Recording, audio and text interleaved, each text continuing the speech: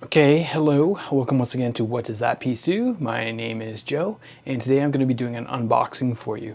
I've got a new game that just arrived recently for me. This is Burn the Fort by Indigenous Action Games, Indigenous Action Media specifically, designed by Klee Benally. I backed it on GameFound some point last year, and like I say, just arrived on my doorstep a few days ago. And it is with a somewhat heavy heart that I am presenting this to you today. As some of you may know, the designer of the game, Klee Benally, passed away at the end of last year, at the end of 2023. He had been having some health problems and was even sharing some video of himself from a wheelchair the day all these boxes arrived. It was quite the ordeal to get them all to his location before he could ship them out. And a week later, he was gone. He had left this world, unfortunately. Really, really terrible news to hear. Exactly what I was hoping to see more of. An Indigenous person actually presenting us games about Indigenous cultures. As you know, if you've been watching the channel at all, I'm really enamored with that idea, that concept. I've got a few great games here. Comancheria, I've been talking about a bit on this channel. Plains Indian Wars, both by non-Indigenous people who've designed them, which are, again, great games. Been digging in them a little bit, but it's really refreshing to see people from Indigenous cultures being able to actually tell their story. And as you can imagine, it comes from a narrative of Indigenous resistance against colonization in North America. So it's called Burn the Fort. I'll read the back of it for you really briefly here. It's colonizers have built a military fortress and are waging a brutal invasion on your lands. Can you prevent their wagons from bringing supplies to the fort and burn it to the ground before the train reaches the Golden Spike? As you can see, is described here on the back.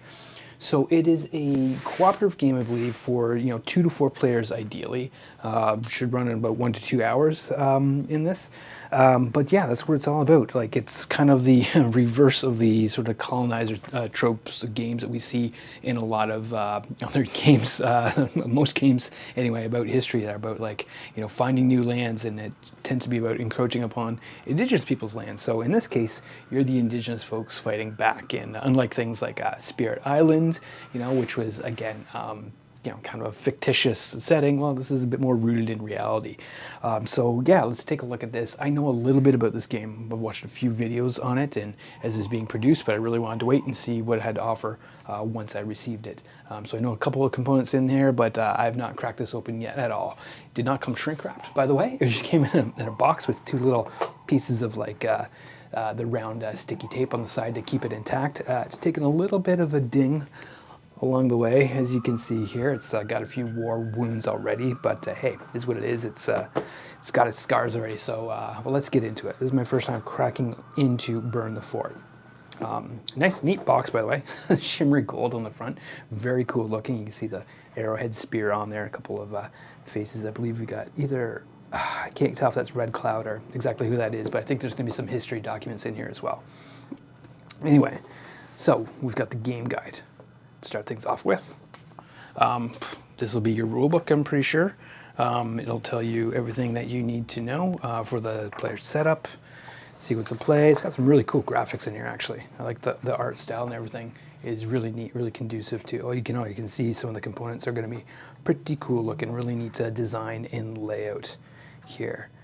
Strategies about winning the game and some in the credits as well. Okay. We've got a few punch boards of what looks like what's about Burn the Fort, so there you go. There's some flames to help you burn that fort down. Here's some wagons. These are the wagons that are coming in that you probably are going to want to stop from reaching the end of their line here. Some other neat looking components. We've got like arrowheads and other items here. Oh yeah, there's some dials as well, so there's going to be some assembly required. I like the fact that these are all labeled too, so at least you know what you're getting into, the component fronts and backs and whatnot. There are going to be some, I think I see it already, some other pieces that would be really neat to get into. Again, I don't know, I like the design, I like the look of things here. We've got General Sherman, Ulysses Grant, General Philip Sheridan. I don't know too much about him. I know these 2 names in context of interacting with Indigenous cultures in North America. You've got General Dodge and Nelson A. Miles. So again, these might be some characters that I've come across in either some other games like Plains Indian Wars or some other books I've been reading on these types of topics, but you'd have to jog my memory. And again, a great way to really learn about these histories. And there's some great stuff on the back about who these people are. If you take a closer look at it here, you can see some further detail about these actual characters that you'll probably be fighting against here. But that's what I love, not just about reading a book or watching a movie, watching a documentary. This is applied learning in action when you're starting to engage with these games. The obligatory packets, the plastic bags, appreciate that. Nice little, oh yeah, got a draw bag here. You're gonna put stuff in, it's pretty funky. Nice, small, sometimes you get some games that have pretty big bags for what they're actually used for. We've got some other pieces. I believe these are like the player boards here that you're going to click into, and you're going to see in a minute where these actually go in. Ooh, interesting. So the cards sleeved in these little... Love the fact that there's not a lot of plastic in this, by the way.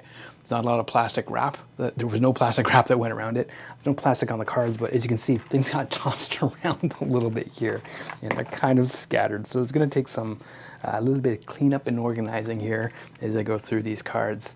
Kind of lightweight cards. There's not a lot of feel to them, but they're very distinct looking. Very cool looking, again with the logo on the back. You got draw cards, and then you've got what looks like colonizer cards. Here are these white ones. So these are the colonizer cards. These are your draw cards that you'll be drawing, I believe, as a player. A few other things scattered around here. So yeah, a lot of cards actually. There's quite a few cards. Oh my. So I'll have to sort of go through these a little bit. And again, those sleeves didn't stay in play. Maybe shipping across the border. Maybe this is what happens when things get tossed around a little bit. But anyway, again, glad they didn't use too much plastic. The cards seem to be fairly intact. I don't think they're not damaged in any way that I can see. So, okay. Got a lot of cards to go through. And oh, this is actually kind of cool. They got the, one of them, they've got the sequence of play. So you can keep this in front of you. Okay, now this is the cool thing that I want to show you in a bit more detail. All right, first we'll take a look at these are your player boards. You can choose from one of, ooh, looks like 6 different characters that you can play in this game. And I believe, let me make some space here. Oop, cards everywhere. They basically go like this. They just plug in to the bottom, just like that. Hard to see black on black. Maybe I can pick a different colored one. There you go. Looks like this. And they just plug in like that. So no matter what character you have, this is, I believe, the wagon trail that you're going to try to stop things from coming down here. Okay, and all the different colored trails. These are actually really cool. The characters themselves, again, I believe these names, these are starting to look a little familiar, some of these names. Buffalo, Calf Road Woman, Mapita Luta, and you got a few other names here, Goyal, Lozen. I think I've seen these in Plains Indian Wars, if I'm not mistaken. A few of these names, a few of these faces. So great historical context. Can't wait to read up more on them. As you can see, they've got, at the bottom here, they've got very specific actions that you can do with these characters, or very specific strengths, I believe. They are different along the bottom. Okay, so you've got your regular dice, just your 6-sided die for certain actions. I believe you've got some, these look like they hold some spinning wheels together. I saw them on one of the punch-out cards, so that's probably the wagon wheels. I think they go right on the wagon here, and you've got them to hold those in place, so those are gonna turn and away it goes. So you can change those dials, pretty cool. So there's your regular dice. But the other thing I was really, really interested in taking a look at here, among all these components are beautiful, by the way. This is all looking really neat. All the different pieces, the boards and everything. We've got what looks like a little tiny wagon pawn. Here's what this looks like. This looks like a little tiny wagon, if you can see that. So I'm not sure how exactly that factors in compared to the other wagon with the actual wheels on it that'll turn on the dial, but pretty cute little guy here. But the other thing I wanted to show here is these are,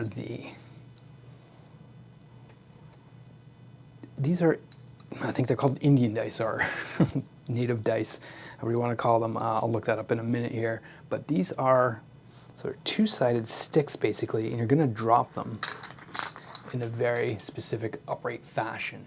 And how they land, then it'll give you basically, I believe, 3 different outcomes, because you could have 4 different outcomes then. You can have all 3 of the hands, or you can have 2 hands and then this diamond on the back, or 2 diamonds and a hand, or the 3 diamonds here. That is the variations that you can have in the way that they fall, and that'll determine the outcome of certain things that you're trying to achieve, your success, I believe. So really got to dive into the manual, but really cool, really interesting. I mean, obviously with these many things and how much space it takes up, you don't get as much variation as say just 2d6s. So different, very specific choices made here, because this, I believe, is something used in Indigenous games in North America. So very specific choice made here, just different, interesting, different outcomes and different ways of tactile engaging with the game. These are, I believe they're wood. They feel like wood, and then they're just sort of screen printed too. So very neat. You know, I could see this in too many other games nowadays anyway. So really looking forward to see how those are used and how they're played. Okay, and I think the only other piece to really look at here that I haven't gone through is just this. This is where there's the colonizer cards are sitting. So the way the board comes together, I think, I have to look into it, but I think you end up with like a bit of a quad pattern here. This should look, yeah, something like this. You basically take the 4 corner pieces here, and they will lock in like this.